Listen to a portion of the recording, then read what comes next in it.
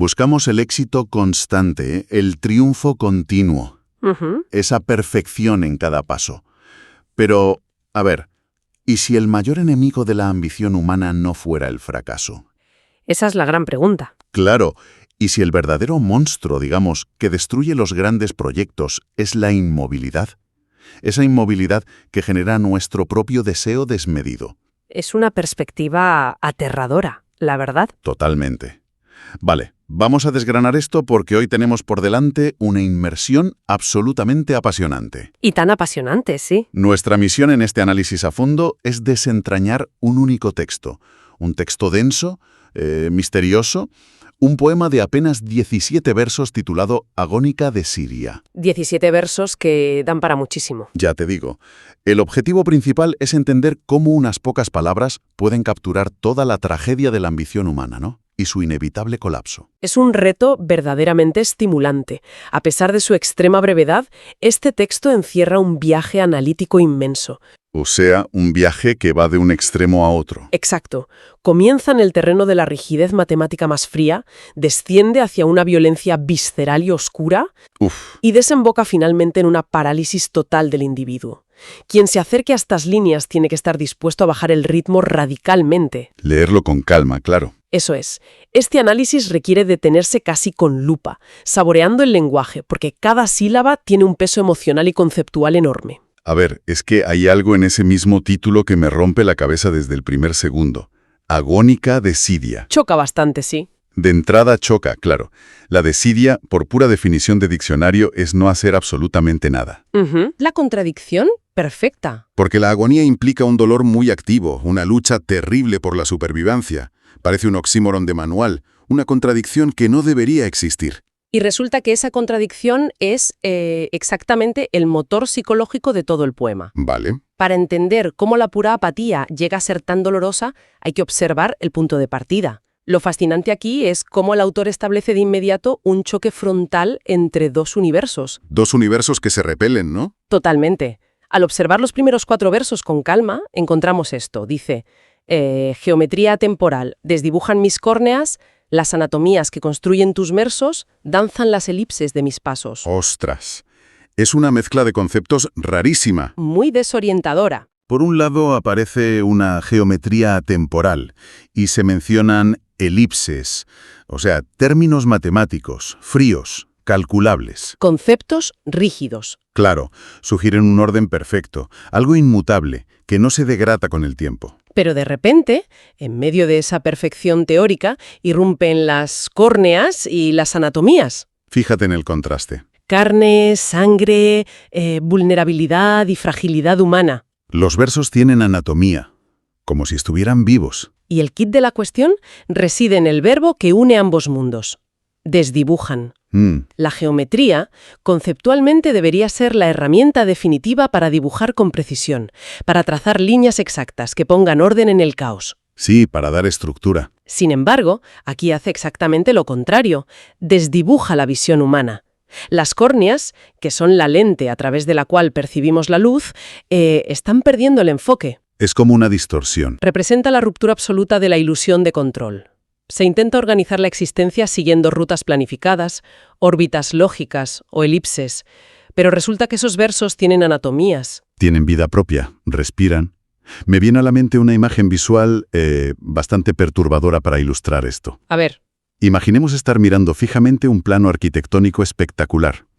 Todo medido al milímetro, las líneas rectas, muy seguras. Todo promete estabilidad. Vale. Pero, de un momento a otro, el papel empieza a mutar frente a los propios ojos. Las vigas de acero se transforman en tendones tensos. Las columnas palpitan como si fueran músculos. Madre mía, qué imagen. Y esa estructura matemática cobra forma humana de una manera casi grotesca. Resulta lógico que la vista se nuble, que desdibuje las córneas. Es una analogía brillante. Ante algo así, la pregunta es obligada. Estamos ante una pérdida total de contacto con la realidad por parte del narrador. Sin lugar a dudas. Es el colapso absoluto de la certeza. Cuando se intenta someter algo orgánico y caótico. Como los sentimientos. Exacto. O el proceso creativo a una geometría temporal rígida, el cerebro simplemente entra en cortocircuito. Las reglas matemáticas jamás han servido para gobernar el comportamiento de la carne. Qué gran verdad. Y ese cortocircuito es el detonante de todo lo que viene después. Eso explica la desorientación visual del principio, esa pérdida de enfoque. Pero claro, el poema no nos deja ahí, en una simple confusión. Da un giro brutal. Nos empuja por el precipicio. Literalmente. Se abandona esa geometría limpia y nos arrastra a un abismo de violencia. Leo la continuación. Con tus cielos de ocasos paridos a la luz de un derramamiento voraz, sangre de cruentas noches, negritud de sombras kamikazes, kármicas sentencias inocentes, siembran dolores donde los horrores no han nacido. Uf. Es que es un cambio de tono abrumador. El contraste es devastador. La limpieza esterilizada de la matemática ha sido aniquilada. Entramos de lleno en el territorio de lo puramente visceral. Ya lo creo, con palabras como derramamiento voraz o sangre. Fíjate en la expresión ocasos paridos. Es una genialidad sombría.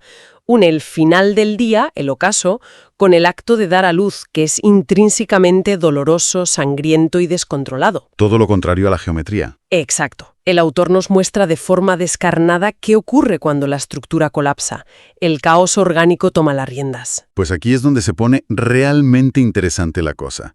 Hay una imagen visual impactante, la negritud de sombras kamikazes. Es un concepto potentísimo. Sí. Al principio, se podría pensar que son ataques externos, sombras que vienen de fuera para destruir la mente del narrador. Críticos, obstáculos reales, no. Pero un kamikaze decide aniquilarse a sí mismo para destruir su objetivo. Así que, se está hablando de pensamientos autodestructivos que se estrellan deliberadamente contra la propia cordura. ¿O es un campo de batalla real? No existe ningún enemigo externo aquí. El campo de batalla es puramente interno. O sea, un sabotaje. Es el autosabotaje en su máxima expresión. Cuando la estructura fracasa y nos enfrentamos al terror de lo incontrolable, la propia mente genera miedos y ansiedades que atacan su estabilidad.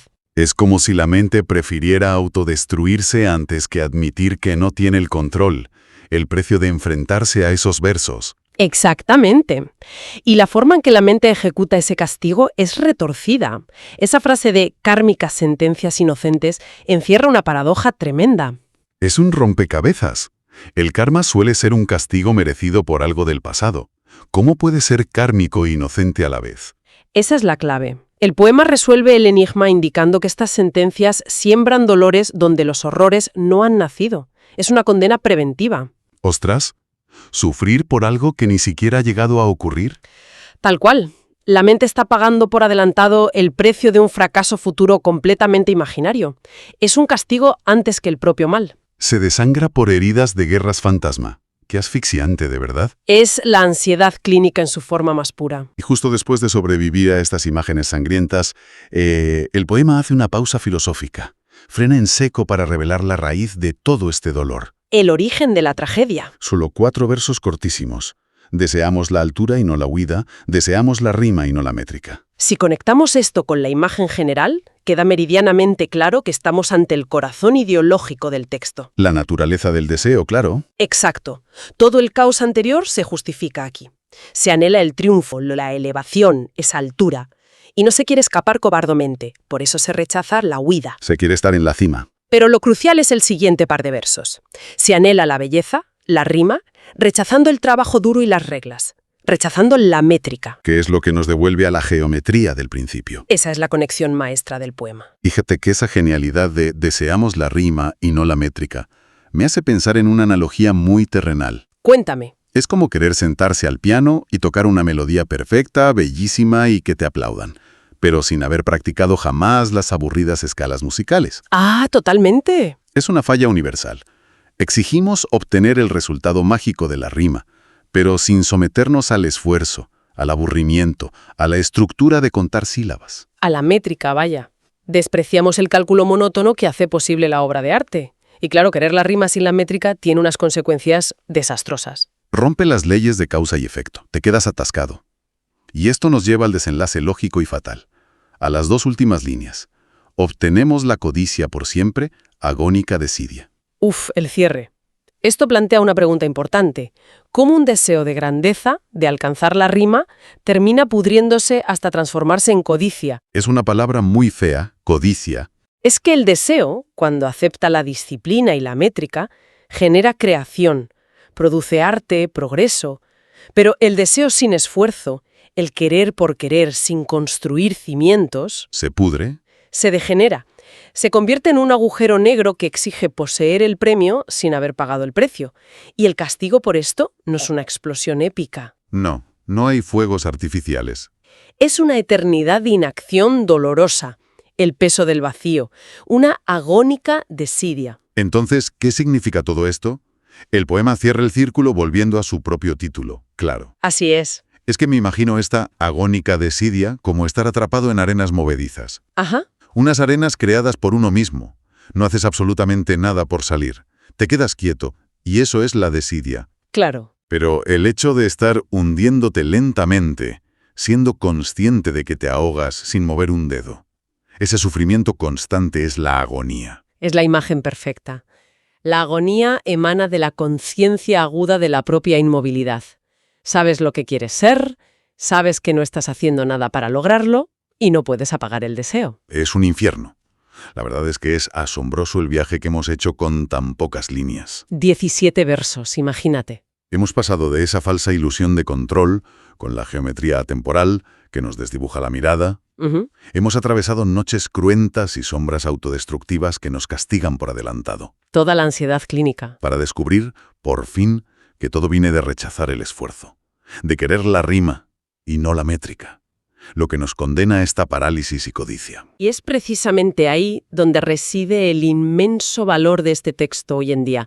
Si observamos nuestra sociedad moderna... Sí, la cultura de lo inmediato. Exacto. Con esta sobrecarga de estímulos, la promesa del atajo constante, el poema es un espejo muy incómodo. Te refleja tal cual. Es un recordatorio vital.